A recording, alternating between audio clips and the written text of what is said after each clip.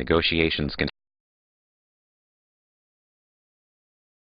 are allowed from Washington, D.C.'s Reagan Airport and funds for lesser-used air service in states like Alaska. You can see live Senate coverage on C-SPAN 2 and now to live coverage of the House here on C-SPAN.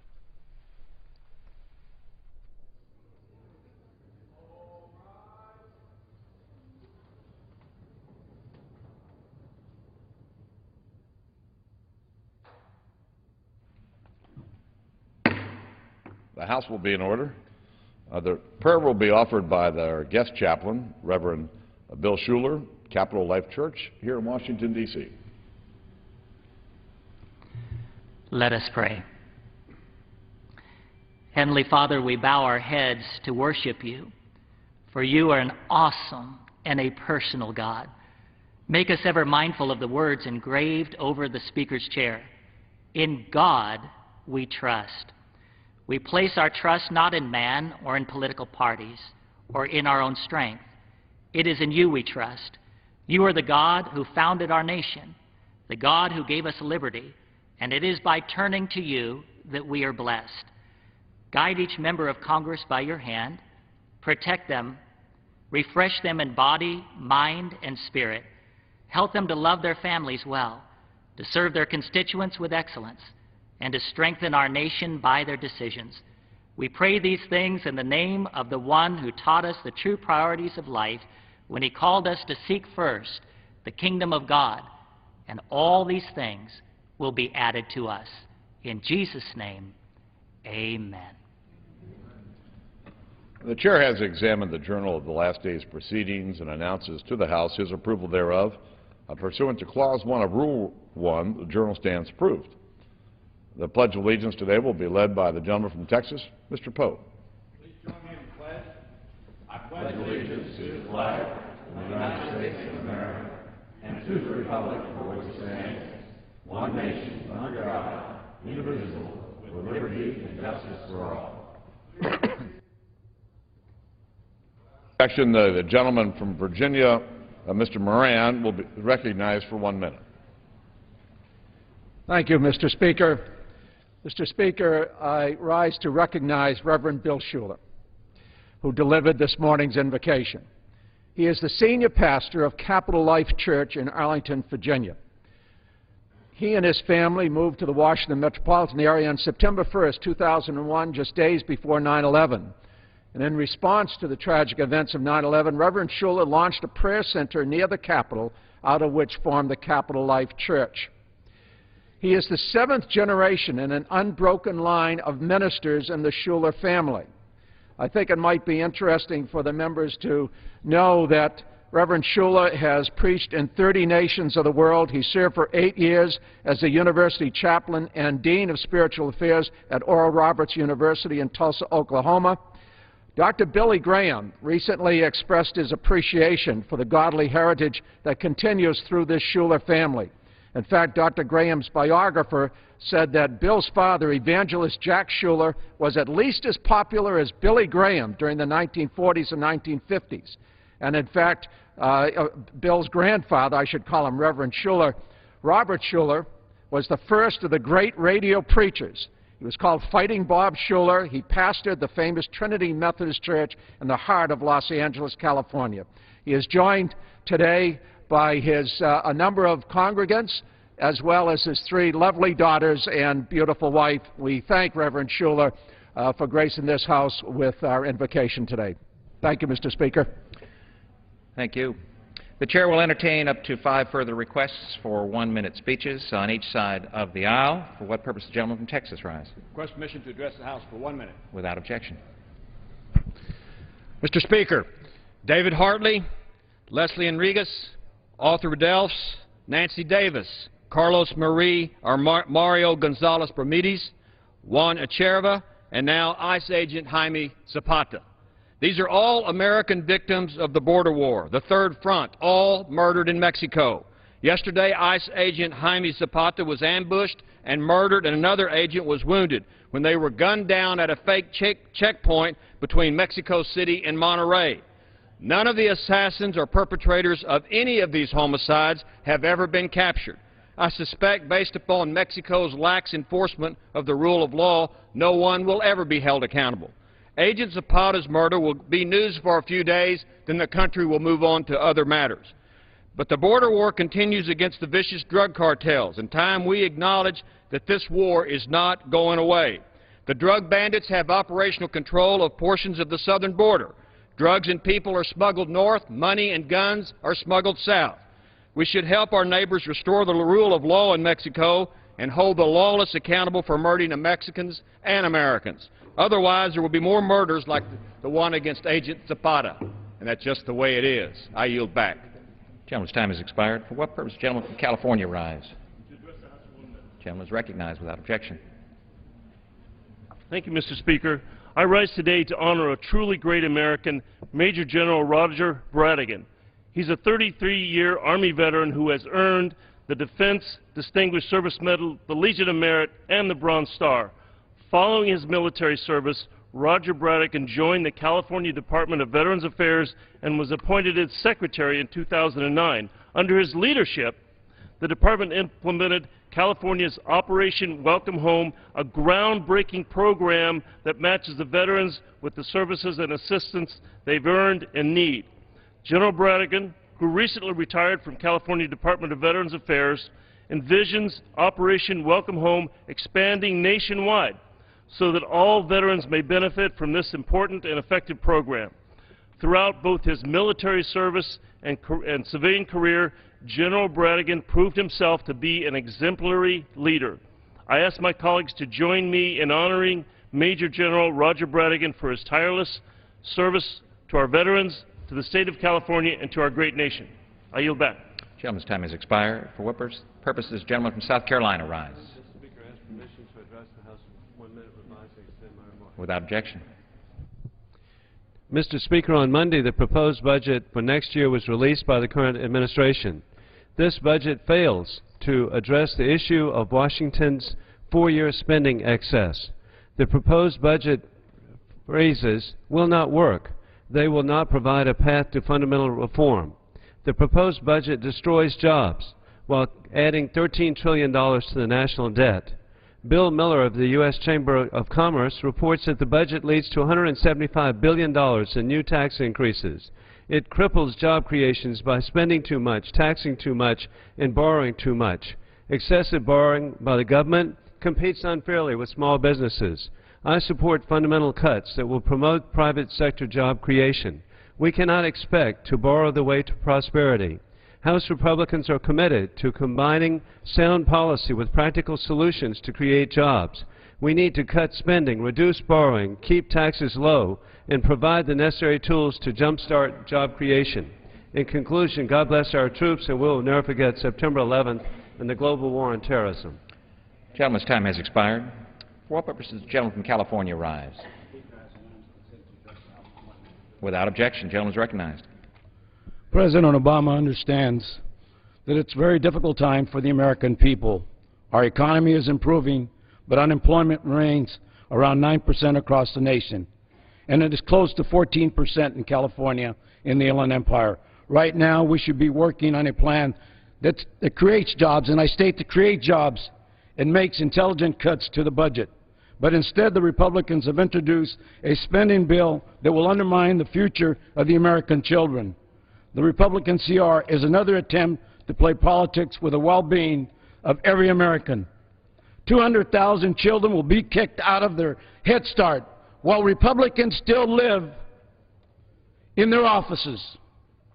Over 700 million will be cut from WICs. Pell programs will be reduced, making college unaffordable for tens of thousands. And 1,000 more teachers will be receiving a pink slip. Scripture tells us, love thy neighbor, not thyself. But apparently, Republicans, it's about me, myself, and Irene. I yield back my balance of my time. The gentleman's time has expired. For what purpose does the gentleman from Pennsylvania rise? The gentleman is recognized for 1 minute. Mr. Speaker, once again, the Chinese government has targeted a human rights proponent for persecution. Dr. Fan Yafeng, head of the Christian Human Rights Lawyers of China. Dr. Yafeng was granted an interview last October with the National Public Radio regarding the absence of the Chinese delegation at the Lausanne Congress, which is an international gathering of evangelicals. The government's response to the interview was systematic interrogation, search and seizure, and torture. He is currently under house arrest, guarded by police in Beijing, and cut off from the outside world. Those attempting to contact him through family have also endured police brutality. I call upon the State Department and our embassy in Beijing to reach out to Dr. Yafeng to verify his condition and apply pressure on the Chinese government to ensure his release. The Chinese government's continued persecution of human rights advocates, harassment, brutality, and house arrest must not be tolerated. I hope that we'll stand up for Dr. Yafeng and support his peaceful work to bring freedom and dignity to the Chinese people. Now I yield back. Gentleman's time has expired. For what purpose does the gentlelady from California rise? To address the House for 1 minute. Gentlelady is recognized for 1 minute. Mr. Speaker, I rise in opposition to the NOAA budget cuts and the continuing resolution before us in the House today. Slashing NOAA's funding by 22% will put lives, property, and critical infrastructure in jeopardy by diminishing our ability to respond to disasters like the Gulf oil spill and to conduct safe evacuations in advance of weather emergencies. Also, marine sanctuaries would be inevitably cut, and those sanctuaries are so essential to a healthy coastal environment and to the fishermen and to the tourism economies along our coasts. Cutting NOAA funding will also sacrifice the science and technology investments that we need to win the future and to maintain robust funding for this vital agency. I yield back. The gentlelady's time has expired. For what purpose does the gentlelady from California rise? Without objection. Mr. Speaker, I rise today in strong opposition to the misguided spending bill on the floor. Instead of creating jobs, this troubling bill slashes higher education funding. How can we expect our students to compete globally when we don't invest in the resources to allow them to succeed? Under this bill, over 1 million college students in California alone will have their Pell Grant cut by $675. These students probably won't be able to take classes next semester or buy textbooks. It doesn't make sense. America's businesses need a well-trained, highly skilled workforce. We want our country to out-innovate, out-educate, out-build the rest of the world. We need to start with adequate funding for higher education. This bill is a direct attack on our future workforce and economic stability. I urge my colleagues to oppose it. Our students deserve better. Our country deserves better. Vote no on the reckless Republicans' omnibus spending bill. I yield back. Gentlelady's time has expired. For what purpose does the gentleman from Louisiana arise? Permission to address the House and advising the state. Gentleman is recognized for 1 minute. Mr. Speaker, President Obama challenged us to out-innovate, out-educate, and out-build the rest of the world in order to compete globally. We can and must educate our way to a more prosperous future. Through the continuing resolution, congressional Republicans are handicapping our kids by recklessly slashing education funding. Instead of equipping our kids to out-innovate, out-educate, and out-build, this resolution prepares kids to underperform, underwhelm, and underachieve. Across America, over 127,000 preschoolers will be kicked out of Head Start. Instead of setting up kids for success, this continuing resolution dooms them for failure. Over 131,000 students will see their after-school programs reduced or eliminated, even though after-school programs improve academic success. Over 1.4 million college students will see their Pell Grants cut, even though education is the best way to escape poverty. This resolution plays politics with our children's futures, and our children will lose. Mr. Speaker, I will say that this continuing resolution is a train wreck for Louisiana and a train wreck for this country. Thank you. The gentleman's time has expired. For what purpose does the gentleman from California rise? Mr. Speaker, by direction of the Committee on Rules, I call up House Resolution 93 and ask for its immediate consideration. The clerk will report the resolution. House Calendar Number 10, House Resolution 93. Resolved that upon adoption of this resolution, it shall be in order to take from the Speaker's table the bill H.R. 514, to extend expiring provisions of the USA Patriot Improvement and Reauthorization Act of 2005 and Intelligence Reform and Terrorism Prevention Act of 2004 relating to access to business records, individual terrorists as agents of foreign powers, and roving wiretaps until December 8, 2011, with a Senate amendment thereto, and to consider in the House, without intervention of any point of order, a motion offered by the Chair of the Committee on the Judiciary or his designee that the House concur in the Senate amendment. The Senate amendment shall be considered as read. The motion shall be debatable for 1 hour with 40 minutes equally divided and controlled by the Chair and Ranking Minority Member of the Committee on the Judiciary, and 20 minutes equally divided and controlled by the Chair and Ranking Minority Member of the Permanent Select Committee on Intelligence. The previous question shall be considered as ordered on the motion to its adoption without intervening motion. The gentleman from California is recognized for 1 hour. Thank you very much, Mr. Speaker. For the purpose of debate only, I yield the customary 30 minutes to my very good friend and thoughtful Rules Committee colleague, the gentleman from Boulder, Mr. Polis, pending which I yield myself such time as I might consume, and ask unanimous consent, Mr. Speaker, to revise and extend my remarks. Without objection.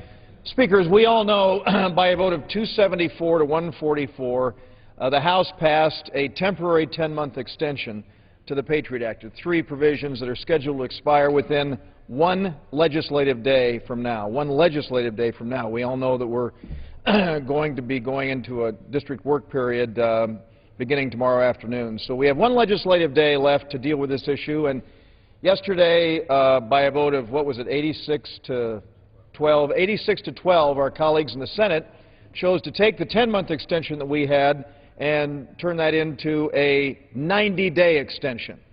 Now, I think there's bipartisan consensus that we need to have Mr. Sensenbrenner, Mr. Lundgren, other members of the Judiciary Committee, the House Permanent Select Committee on Intelligence, and others involved in this take a very close look at the need to deal with both the national security implications as well as the civil liberties implications of the extension of the Patriot Act.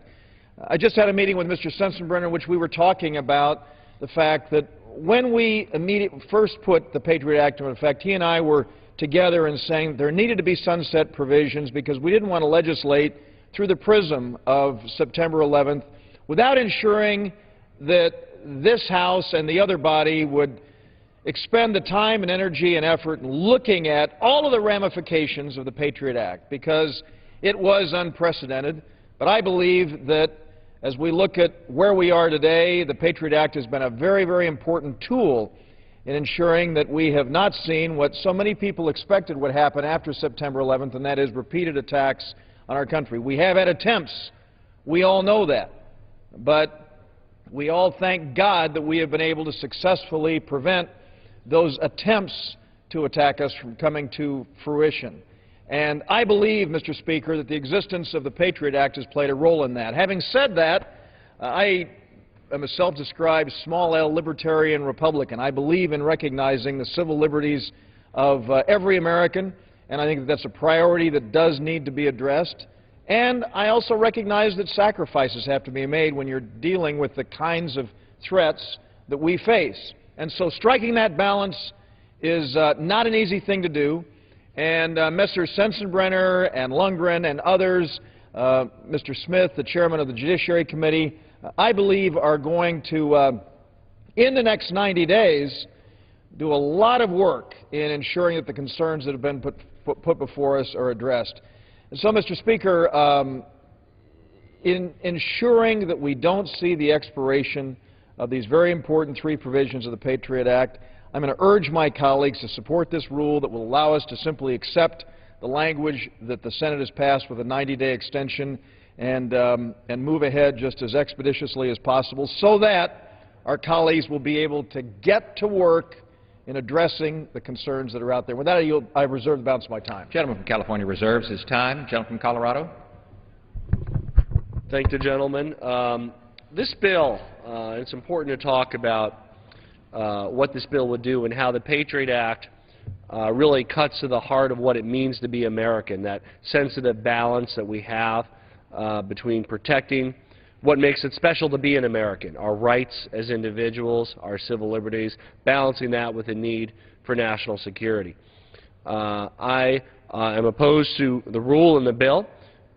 We need to have law enforcement make sure that it has the provisions it needs to combat the very real threat of terrorism. However, the Patriot Act strikes that balance in the wrong way. But rather than actually debating the merits of the provisions and coming up with solutions that I think we can agree on with both sides of the aisle, as we have done in the past, Republican leadership is forcing this through without the proper debate or transparency. In spite of their plethora of promises to change the culture of Congress, here we are without a single hearing on this topic, without a classified briefing for members, so we know what has and hasn't been done under the Patriot Act. Specifically, we're discussing the continuation of 3 provisions of the Patriot Act. We have the lone wolf provision, which relates to foreign nationals in our country that are not specifically connected to a foreign terrorist network or foreign government but represent a security threat. We have the roving wiretap provision, again, particularly problematic in how it's been designated, where you don't have to even designate whose phone you are tapping or the area in which the phone is being tapped. All that has to be shown is it might be a phone that's used by somebody who might be considered a suspect by someone without any oversight with regard to that matter. There's nothing to restrict it from being used to tap the phones of an entire neighborhood, an entire block, an entire city. Has it been used for that? I don't know, because we haven't had yet a classified briefing on this matter, and I certainly hope, and it's been stated in our prior debate on this, that it was the intention of our colleagues on the other side, and I'm sure we'll get to this when on his time. Will the gentleman yield? Well, I'll ask you. Okay, I'd be happy to yield for a specific question. I think in our prior discussion we had a I'll just discussion ask about. a question. The gentleman yield. I'm not yielding yet. And Colorado that has to be in order. With regard to the intention to hold hearings and a classified briefing prior to the 90-day period at which this expires, and I'll yield to the gentleman to answer that. One question I would have is February 25th of last year is when the 12-month extension was put into place. How many hearings or classified briefings were held for members during the past 12 months before this February 28th expiration reclaiming my time. I thank my friend for reclaiming my time. Again, I would hope and I know that the gentleman and the chair of the Rules Committee's intentions and goals, as are the speakers, are more transparency in this Congress, and I don't think it's particularly helpful to cite what may be a failure of the Democrats to deliver on reforming the Patriot Act and say, therefore, we don't have to succeed either in reforming the Patriot Act. I want to discuss the importance of this vote. We all agree that this affects our national security and the civil liberties of Americans. And yet, unfortunately, from a process perspective, we reverted back to getting this through. First on a suspension vote, then on a long-term extension, now on a short-term extension. Now, again, there's no doubt that the short-term extension is favorable to a long-term extension from those of us who have legitimate concerns, and I think there is even a bipartisan consensus that these concerns are legitimate about the overreach of the Patriot Act. We will have, as a result of this, a 90-day period to try to work through in a bipartisan way some of our concerns and make sure that we protect what is special about being Americans. We had a emergency meeting of the Rules Committee late last night, which was the second emergency meeting for this bill alone. Again, I think we all knew coming into this Congress that these provisions were set to expire. There would have been time for the Judiciary Committee to hold hearings and even a markup with regard to this bill, because they have held hearings with regard to other bills. They were constituted. They held hearings on immigration, on abortion, on other topics. And I think that regardless of where one stands on this bill, it rises to the level of importance for American citizens that we do strike the right balance between security and protection of civil liberty. If the House Republicans are going to honor the promise of openness and transparency, we must make sure that they do schedule the hearings and markups that are necessary to have a proper debate of this bill. Now, this new version before us today, the short-term CR, provides a window for that, and I'm hopeful that the chairs of the respective committees of jurisdiction and subcommittees will be able to offer some assurances to members of both parties that are concerned that this 90-day period will be used to improve upon the bill, to hold hearings under the bill, and to offer classified briefing for members so we can determine exactly how these authorities have been used. Only after the initial effort to push this bill through under suspension failed did Republican leadership bring it to the floor under a closed rule. New members have not even had a classified briefing, nor have the members from last session, so it's hard for us to understand exactly how these authorities that are delegated are being used. It's clear that there's bipartisan support to improve this law. In fact, even as we speak, the Senate is debating several versions of a long-term reauthorization bill, and I think there's a very legitimate and important security concern in support of long-term reauthorization, so law enforcement can plan accordingly and have long-term planning with regard to exactly what powers and the balances they have with protecting civil liberties they will have. I think we can all agree a 90-day extension is not the right answer. It's not the right answer for law enforcement. It's not the right answer for protecting our civil liberties. It may be an answer that affords us a chance to get it right, and I would call upon members of both parties to work hard to do that. Apart from the procedural flaws with the process, the Patriot Act is a bill that really has been plagued with abuse since it was first passed. After 10 years of public record, there are some clear sections of the law that need to be improved, and yet here we are again, that instead of debating those sections of the law and finding solutions we can agree on, we are facing an up or down vote on this bill with very little debate. This reauthorization fails to provide the administration with the tools and predictability it needs to fully protect and defend our nation. The administration supports a permanent reauthorization and has asked for a real one. And I think they're willing to work with us in this body on improving the Patriot Act. So this bill fails both to please the advocates pushing to reform the Patriot Act and also fails to provide for the administration, whose job it is to protect our country. Again, we ask, why is the Republican Party jamming this bill through here today instead of debating a real bill that would improve our national security? This bill before us today specifically reauthorizes 3 provisions of the Patriot Act. Section 215 allows the government to capture any tangible thing, any business record that might be relevant to a terrorism investigation. That can include medical records, a diary, even in one case, books that have been checked out of a library. There was a library where somebody checked out a book about Osama bin Laden and who that person was reported on. In the past, these orders were limited to certain classes of businesses and records, and also required that we show specific facts that pertain to an agent of a foreign power. And the Patriot Act has stripped away those basic requirements. That's something that I think every American who values our privacy should be concerned about. This Section 215 goes against the basic constitutional notions of search and seizure. We began this session of Congress by reading the Constitution on the floor of the House, and this really comes to the very core identity of what it means to be an American. The government, under our Constitution, is required to show reasonable suspicion or probable cause before they can infringe upon an American's privacy. We ought to seriously consider making changes to this section instead of blindly giving the government the ability to secretly spy on its citizens. Section 206, a second provision of the bill, allows the government to conduct the roving wire taps. These allow the government to obtain surveillance warrants that don't even specify a specific person or an object that's going to be tapped. Another problem with this is the Fourth Amendment of our Constitution, which, again, I'm sure all my colleagues are familiar with, having read it on the floor of the House. It states that warrants must specify the person and places to be seized and searched with particularity. This is to make sure the executive branch doesn't have unfettered power to decide single-handedly who and how to search private citizens and seize their property. The Founding Fathers were concerned and worried about the possibility of a central government authority issuing general warrants that would give it far-reaching power to spy on its citizens and intervene in their private lives. That's an American value that we share today, and I think it's critical to craft protections for our privacy as Americans that can be consistent with the need to secure our country before authorizing the government such overwhelming power. The final section would be the lone wolf provision, which allows secret surveillance of non-citizens in the U.S. These are foreign nationals who are here legally, even if they're not connected to a terrorist group or foreign power. So, again, this authority is only granted in a secret court. So from our perspective in Congress, without having had the benefit of a classified briefing, it's very difficult for us to exercise any meaningful oversight on a provision when we're not aware of how or if it's been used.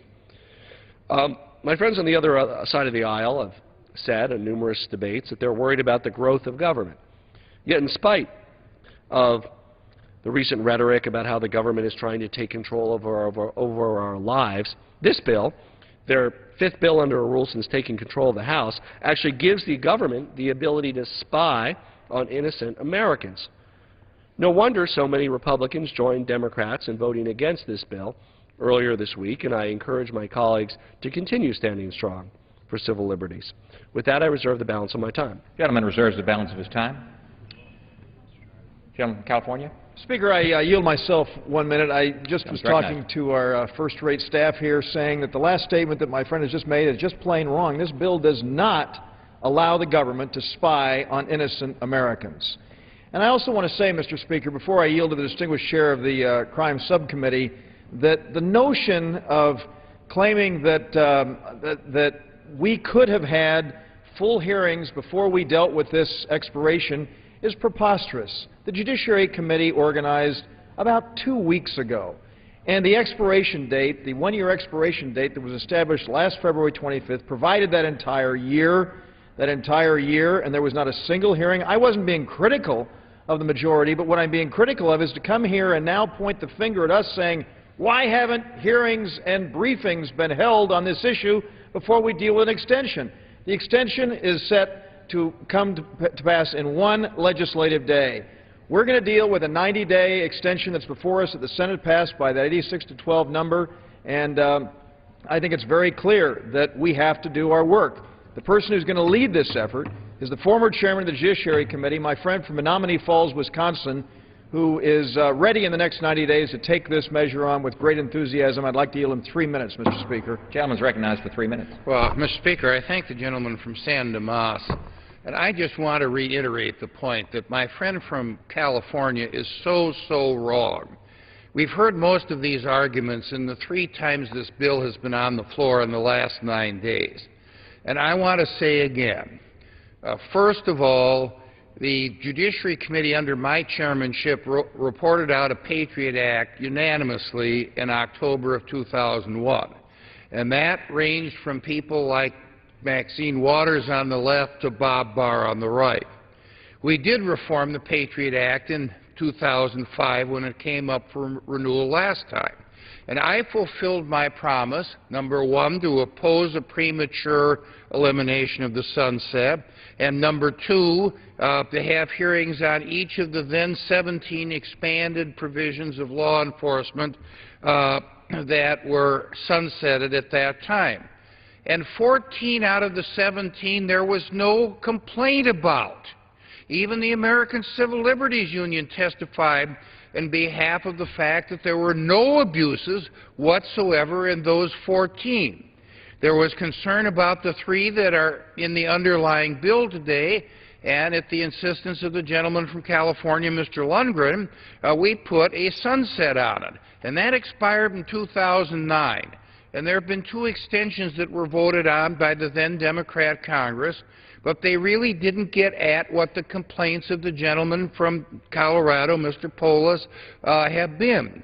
This bill has been used by its opponents as a way of expressing frustration with the FBI and other law enforcement agencies that have nothing to do with the Patriot Act. And it's kind of like a bait and switch, or putting up a straw man and then attacking the straw man because they really can't attack the real man, which is the Patriot Act and what is up for extension. None of these 3 provisions have been held unconstitutional by a court.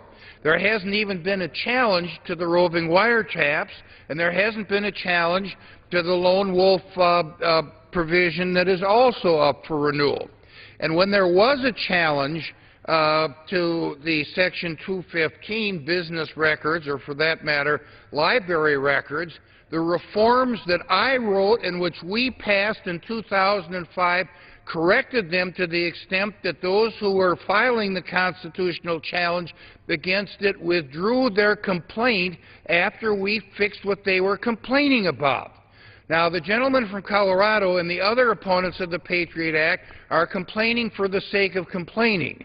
They're saying that there has been a violation of civil liberties. There hasn't been. No court has found that there's been a violation of civil liberties. And none of these provisions, the government... Can I have an additional minute, please? Very thoughtful statement, Mr. Speaker. I'd like to yield my friend an additional minute. The gentleman is recognized for one more minute. And none of these provisions that are up for renewal, there's really been any meritorious complaint. There's been this great big fear that civil liberties have been violated, but when you get down to the facts, no court has found that civil liberties have been violated. I really would hope that we could debate these issues without all of the smokescreen of other sins, real or imagined, by law enforcement, and particularly by the FBI, and maybe we could get to a rational debate on what this bill does. But the arguments that I've heard from the gentleman from Colorado and other opponents of this rule and this bill simply miss the mark. You're now up at strike 4, gentlemen from Colorado. Let's retire the side. Gentleman yields back. The gentleman from Colorado. I'll give myself 1 minute to respond before we get to Speaker. Thank you. First of all, I want to respond to absolutely the Patriot Act can be used to investigate and find out private records from innocent Americans, and we say that because Section 215 can be used for any information relevant to investigation. It doesn't need to be from the subject of an investigation. It can be Internet records, what they buy at a bookstore, what they buy at a library. The Judiciary Committee has had time to have 10 hearings this year. It's just none of them have happened to have been on this particular topic. Apparently it's not important enough to discuss. How are we to know whether violations have occurred if we don't have the benefit of a classified briefing before making this vote? Saying no court has found or there haven't been reported violations, well, that's because all of this is hush-hush and secret, as some of it needs to be, and I would agree. But for us to execute our oversight function, you can't just simply say there haven't been abuses because we don't know about them. We have to find out about what's going on under this law and execute our judgment as an elected body representing our country to decide whether there have or haven't been abuses. With that, I'm honored to yield 3 minutes to our ranking member of the Rules Committee, the gentlewoman from New York, Ms. Slaughter. Gentlelady is recognized for 3 minutes. Thank you, Mr. Speaker. Thank you, Mr. Polis. I first want to respond to some of the things that I've just heard before I give my statement, if I may. The majority's promised that after we vote on this, we will have some hearings. We're told they're going to be rigorous and fair, and we're reminded of the many hearings held by Mr. Sensenbrenner during the 2005 reauthorization. Well, first, in the 111th Congress, we held the hearings before we marked up the Patriot Act, before we asked members to vote on the bill, not after. We have new members in the body who have never voted on the Patriot Act, have never been briefed on how these authorities are used. It is simply not responsible to make them vote when they don't know what they're voting on. Second, the majority's nostalgia for 2005 has colored their memories a bit. While they remember a careful and thorough process, I remember being forced to hold minority hearings so that all perspectives could be heard. I remember hearings being gavelled to a close before they were over. I remember a subcommittee chairman walking out of the hearing while members were raising points of order. I remember microphones being turned off while Democrat members, including one of my fellow members of New York, while they were speaking. I remember being forced to convene the hearing on something like 2 days' notice, as the power to schedule the committee was abused. So I don't know how to take these current promises of openness and a fair procedure. And third, while there's been so much talk today on the floor about using the coming hearings to reform the Patriot Act, we know that is simply not what is going to happen. My friends in the majority have already stated their views on the question. Last Congress, Chairman Smith proposed a 10-year extension with no changes or reforms to the underlying law. In 2005, Mr. Sensenbrenner proposed a permanent extension, and they have a bill for that right now in the Senate. Indeed, if there were any will in the majority party to reform these provisions, that would have happened in the last Congress. When we worked, the Democrat majority worked for months to forge a compromise, but got no Republican support. So I don't expect the coming hearings to be part of any kind of a reform process. I expect them to be heavy on political theater, designed to make the powers permanent. That, no doubt, is why this extension is timed to force the next vote into the presidential primary season, to raise the political stakes. And, Mr. Speaker, one of the reasons the 16 provisions were set to expire in 5 years was because they were deemed too invasive of our civil liberties possibly invasive enough to be used to violate the very freedoms that our young men and women in uniform too often die protecting. These provisions provide the government with exceptional powers of search, seizure, and surveillance, often without the due process that our Constitution guarantees us.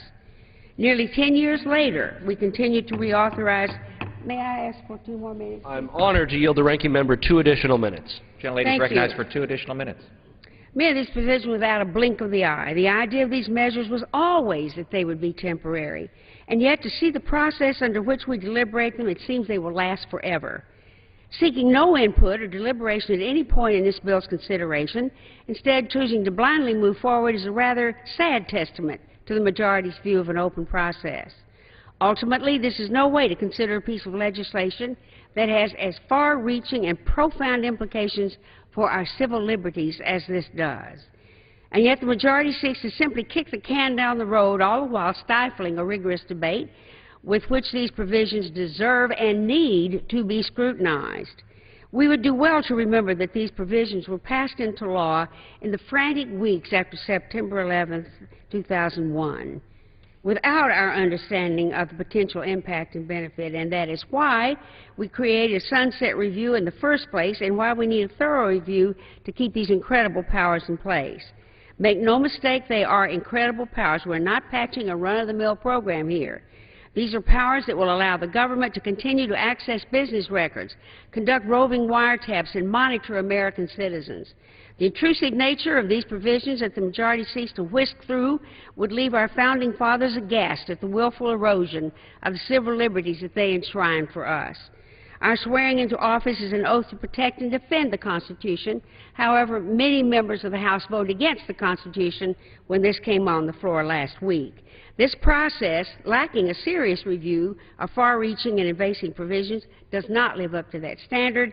Mr. Speaker, I urge my colleagues to vote no on the rule and against the underlying measure, and I yield back the balance of my time. He yields back the balance of her time. The gentleman from California.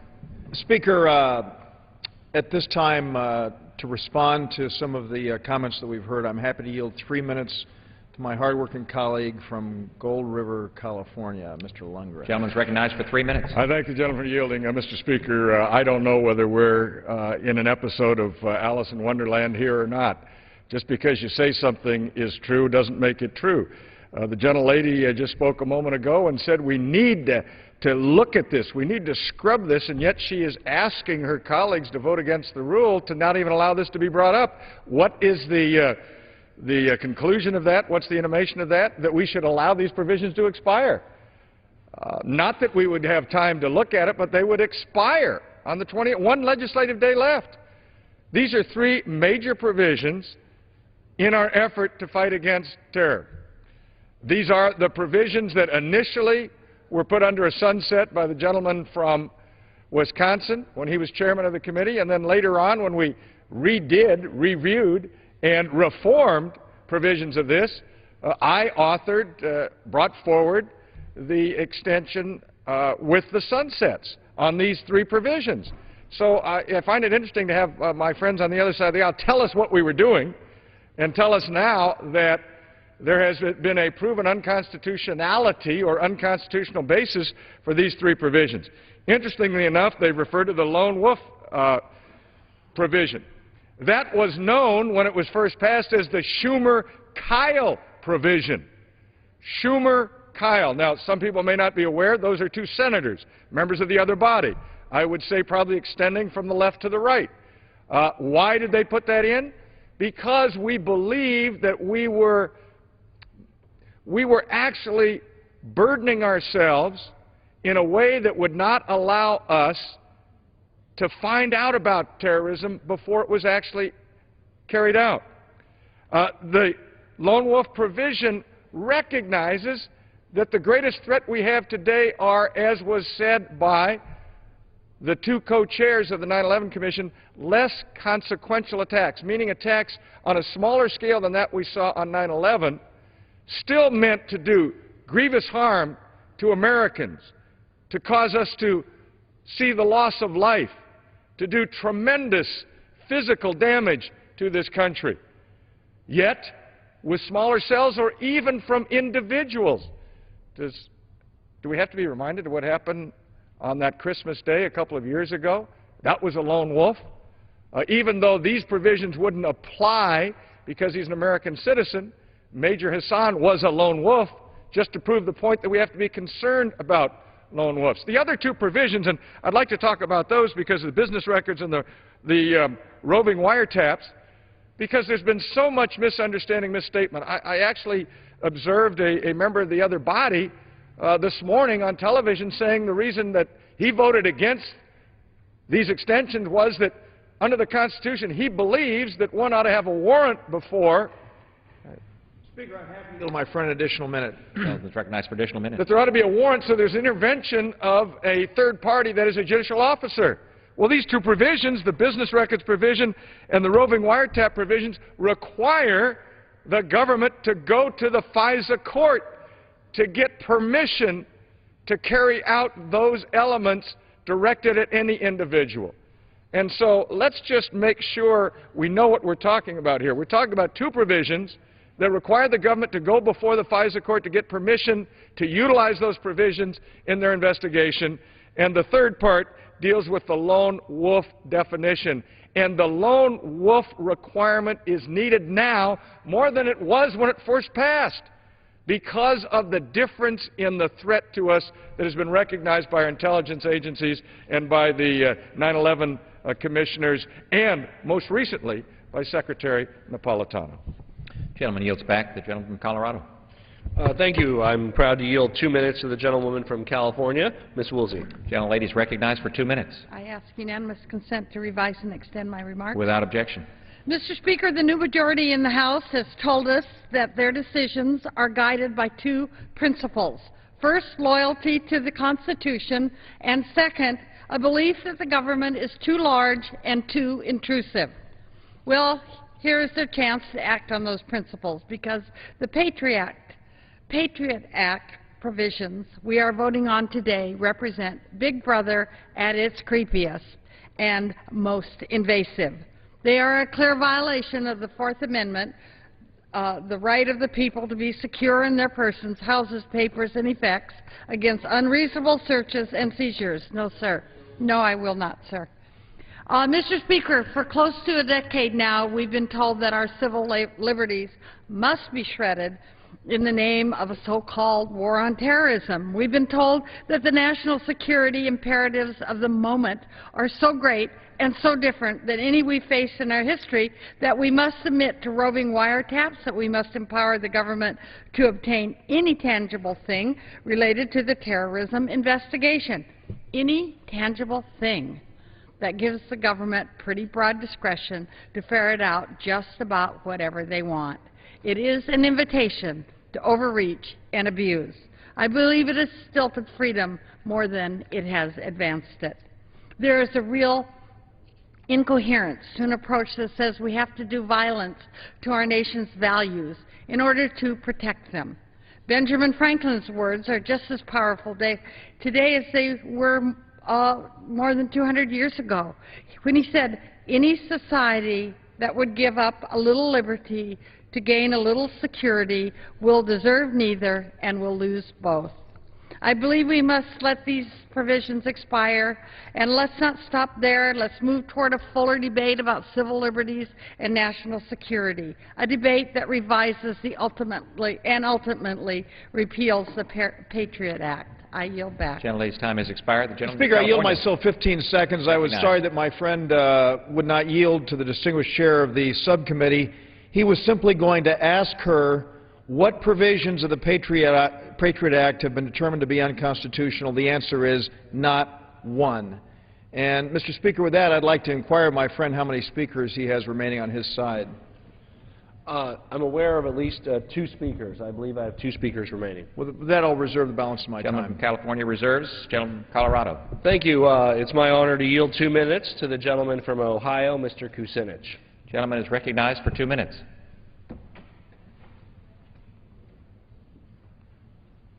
I want my friend from Wisconsin to know that I don't denigrate his service on this.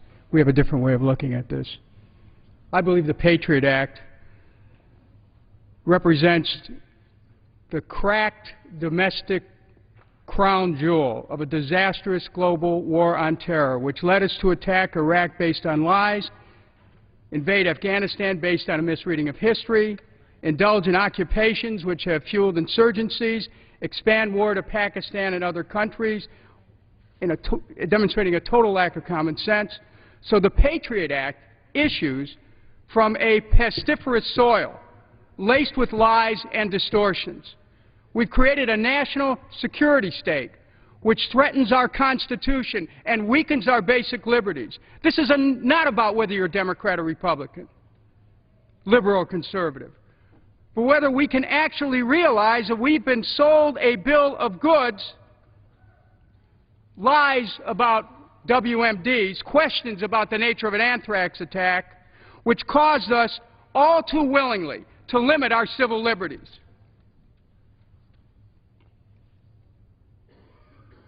I joined other members of Congress in approving the United States launching attacks on the training camps after 9/11 because we have a right to respond and defend ourselves. We also have an obligation to defend the Constitution. We have an obligation to defend the truth. Freedom isn't free, and we shouldn't freely give our freedoms away. When Francis Scott Key wrote the Star-Spangled Banner, remember these words: "Oh, say does that star-spangled banner yet wave over the land of the free and the home of the brave." He connected freedom and democracy.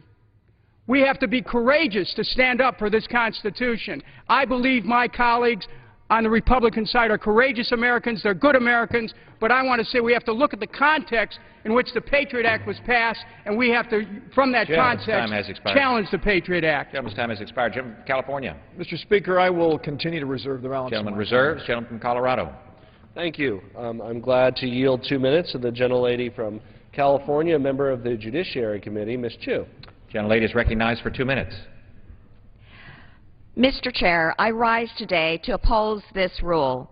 The underlying bill will extend provisions of the Patriot Act that continue to deny Americans their civil liberties. We should not be extending these provisions. We should be fixing them. And a delay even of 3 months will only incur more violations of the civil rights of American citizens. Take the so-called roving wiretaps, which allow our government to spy on a nebulous array of people and technology. If the FBI wants to wiretap a phone, they don't even have to know who they are listening to. They don't even have to get a court's permission to tap the phone before they start listening. Now, last year, I voted on a bill that would, at minimum, require the government to name the place or person they want to listen to. But does this bill include that simple protection? No. These provisions, including the provision to allow the FBI to access your private information, even the books that you read, make a mockery of our civil liberties. Letting the government spy on whomever they want for any reason without letting them know or giving them a chance to challenge that order in court. Now, it's a full decade since these overly broad provisions were passed, and I don't think we should extend them without common sense changes. We need to fix them, and fix them now, and protect American privacy and personal information from government overreach. So I urge the other side to come back to the table and work with us on a bill that protects our national security without undermining American civil liberties and constitutional rights.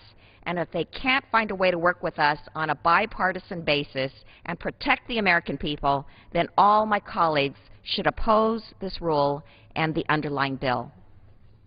Gentlelady yields back the balance of her time. Gentleman from California. Speaker, I'd say to my friend, it doesn't appear that he has any other speakers. If he's prepared to close, I'll close after he offers his. Gentleman from California reserves. Gentleman from Colorado. Thank the gentleman from California. Thank you, Mr. Speaker. You know, this Patriot Act really speaks to our very core identity as Americans. How do we balance what makes it special to be an American? Our unprecedented levels of rights that we enjoy, our privacy as individuals, our civil liberties. How do we reconcile that with staying safe in an incredibly complex world? I think it's critical for any of us who are concerned about the unchecked growth of the state, those of us who seriously believe in protecting the rights and liberties of Americans, to seriously look at these issues and debate them.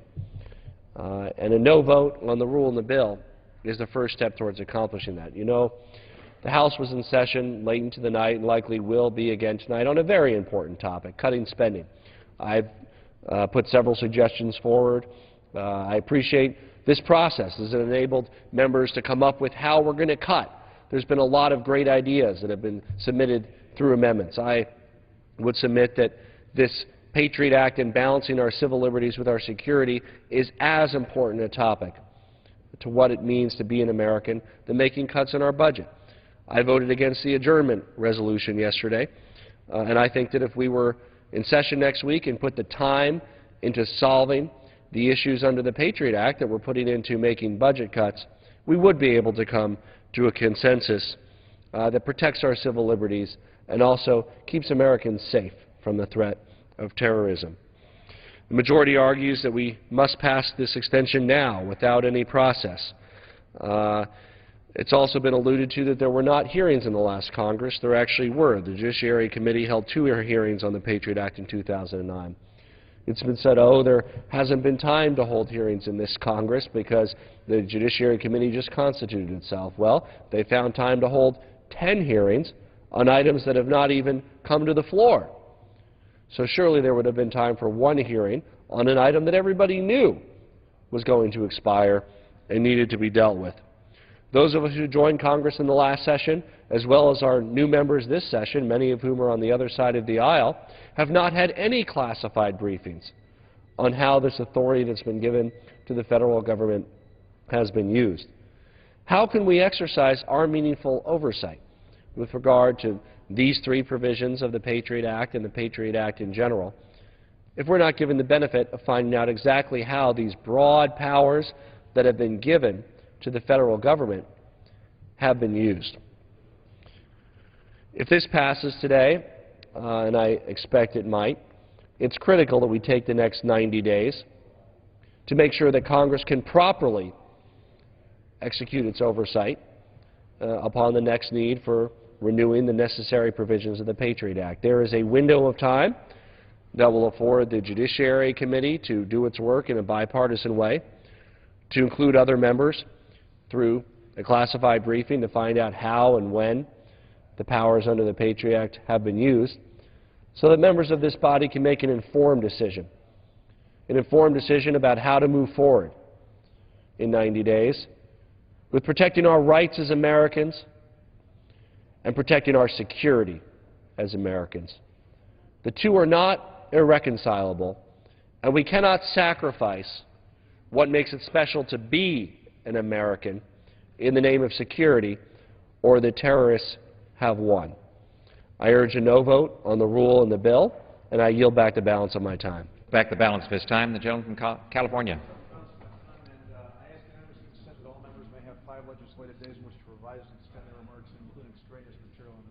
Without objection, the gentleman is recognized.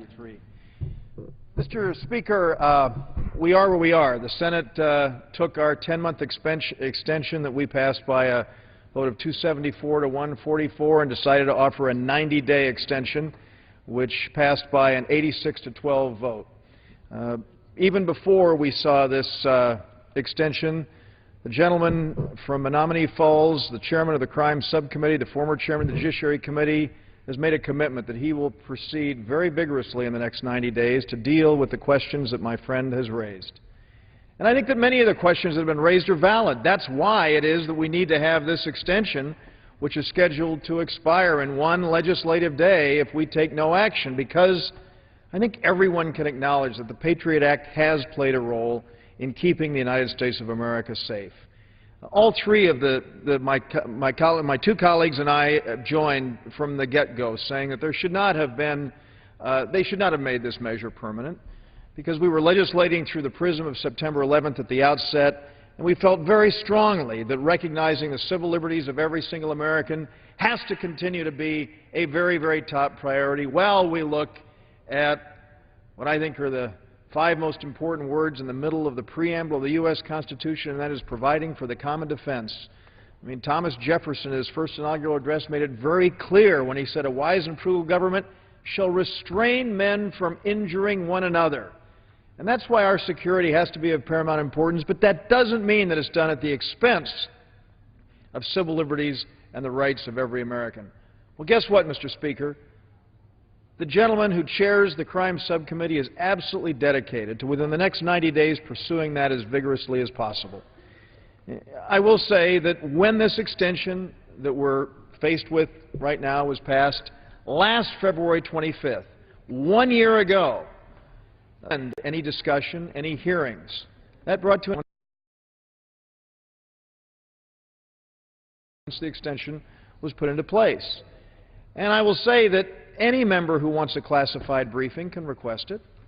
And so the opportunity for classified briefings on the Patriot Act or any other measure is there for members of this body.